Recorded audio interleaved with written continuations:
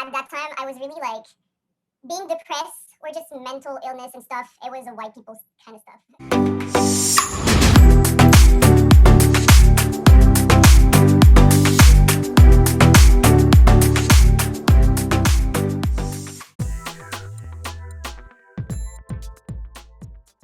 Hello everyone, my name is Jadai. Welcome back to my channel. I am so happy that you decided to click on this video to join us for this special edition for Black History Month.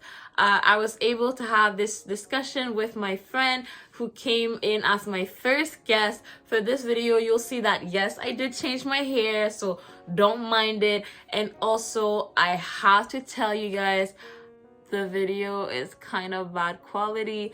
I am so sorry. It was on Zoom. You know, we have to do with what we have. The COVID is hitting us all in different ways, so we had to talk through Zoom.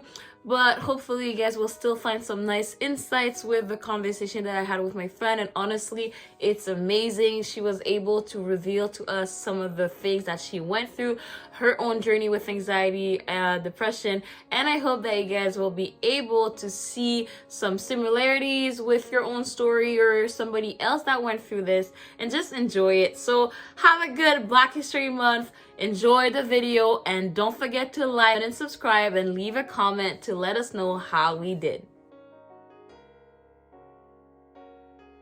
First off, thank you for having me. I'm super glad to be your first First guest.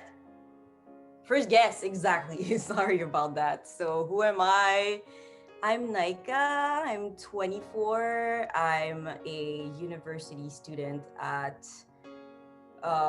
Quebec's University in Montreal, and I'm in journalism. I'm also on the side a stylist, and after hours I'm a graphic designer. So here is who I am. It was not a particular age. It was kind of a process all throughout my life. I guess most of my life when I was a teenager, it was pretty unknown in my head what mental health was. And I guess at that time, it was not the main topic of every conversation on social media. And for me, at that time, I was really like being depressed or just mental illness and stuff. It was a white people's kind of stuff. It was really an unknown like aspect of life for me. I feel like I always had anxiety, but I realized that I had anxiety like in 2019 when my doctor was like, you have severe anxiety. And I was like, no, I don't. Like, that's kind of like what you said, you know, like, Oh my gosh. people, like, I don't have that. She didn't even say anxiety. She said, you have severe anxiety. And I was like, huh? Me? Like, wow. So realizing that made me... Was it hard to process, or it was just really unknown for you? But then at the same time, I feel like everything was making sense now. Because at first, Yeah. oh, maybe I have cancer, I'm dying, I'm like shaking.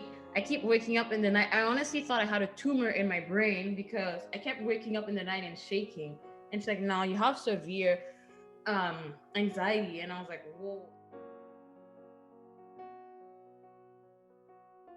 It affected me in my like social activities, if I may say, because people had this idea of me, and in the end, when you really get to know me, you know that I'm super strong, super feisty and stuff. So it's like it really happened with guys. It would be a problem since some guys would be like, they would be interested at first because they were like, oh, she must be super nice. She must be super like, gosh, exactly. She'll take care of me and I'll take care of her. She's like a little flower. But then when I get all feisty and I'm like, you can't do this, you can't do that and stuff, and I put them in their place, they just back off and they're like, okay, I never thought she would be like that. So it feels like people have this idea of me that I'm not. So it's really just scary to to be in social situations because you're like, do I have to act this way or do I have to act this way? Do I have to act accordingly to what they think of me? So at first, I may really act as if I'm shy or I'm actually that image that they see of me. But whenever I get comfortable with them, then my real personality comes out, and that's just a problem. People are just confused. In the community could be like, oh, she's too much, she's this, she's that. Yeah. And at first I would be like, oh, like shut down, be more quiet, be more like, you know, like Okay, just so at some part in your life, you acted accordingly and you tried to like tone down your personality. now I'm like, you know what? Like I don't have to be a people pleaser. Yeah, And exactly. actually, like I've learned in psychotherapy that people pleasing is actually a response to trauma. It's a response to like traumatic situations that happen. Yeah. Yeah, I didn't even know. I was like, whoa.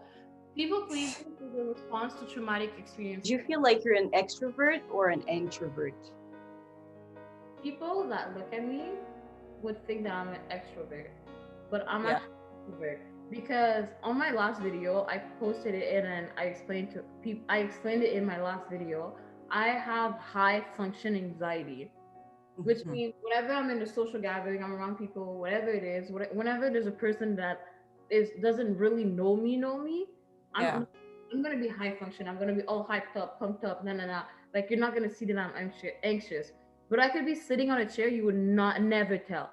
But when I go back home and all these thoughts are in my head, that's when I start having panic attacks or whatever. Or even if I have a panic attack in a social gathering, you're not gonna see me have it because I'm gonna be away. Or so people would think like, oh no, she looks fine. Like what? She had depression? What? She had anxiety? But I had high function anxiety. So I function well in gatherings, but when I'm Yeah. alone, like you could literally see me shake like this.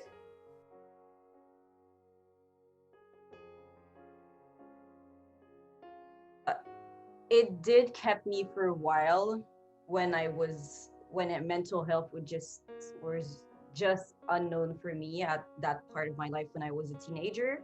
But as I grew older, the stigma was not really a problem for me, but just a little bit, because at the end of the day, you grow up with a culture, a mentality, and that sticks into you.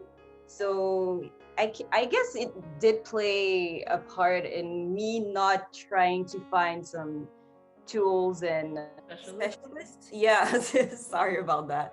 It did play a part, as I did not try to find any specialist, because in my head it was like, okay, this is, I know that I've got a problem. I know that I don't feel right. I know that there's so much stuff going on in my life, but I'm not at the point where I do have to really contact someone like a specialist. I'm like, this is too much. This is another level that's really too much for me. So I'm not gonna call anyone. And I do feel like I regret not calling anyone, even at this point in my life. Lots of people, when that big event in my life happened in my 20s, lots of people told me that I should consult a specialist, and I wanted to do it, but at that time I was just a broke student, so it was not even an option. They say that anxiety that is left untreated becomes very difficult to treat for a long time. So for me, my anxiety developed into panic disorder. So when I went to see the doctor and she told me that I had severe anxiety, and then I had to go see a psychotherapist. Yeah.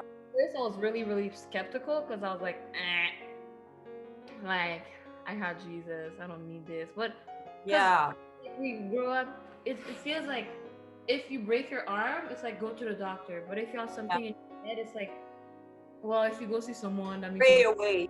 Just pray. But Jesus put people here to help us. We're not saying that you're gonna put your trust in those people, but if that is what will work for you, he's putting these people out there that so they could help you, get better. They're not gonna take the place of Jesus in your life. They're just helping you get better, get to the point where you're fine. I would tell them actually be a community, as it just feels like the Christian Black community is separated. Even though we're all together in the church, it just feels like everyone is their own individual and they're dealing with their stuff. And it's great to deal with your stuff and to just take care of yourself. But at the end of the day, like, the church would be so much better if people actually did cared for each other's. I think if even one person could just come to me and just like, hey, do you want me to pray with you? Or hey, do you want to go somewhere together? Do you want to do an activity or anything? But I just felt so alone with my problems. I just felt I was constantly scared, constantly fearing of invisible things in the church. But I just feel like if just one person could come to me and just pat my back and tell me that they're there for me, it would have changed so much things. Alright, so that's it for this week's video. I hope you guys enjoyed it. I know that the quality wasn't the best, and I'll try to improve it for next time. Remember, it was on Zoom. However, don't forget to leave us a comment, a like, and a subscribe, and to share this video with everyone that you think would enjoy it also. And I'll see you in 2 weeks.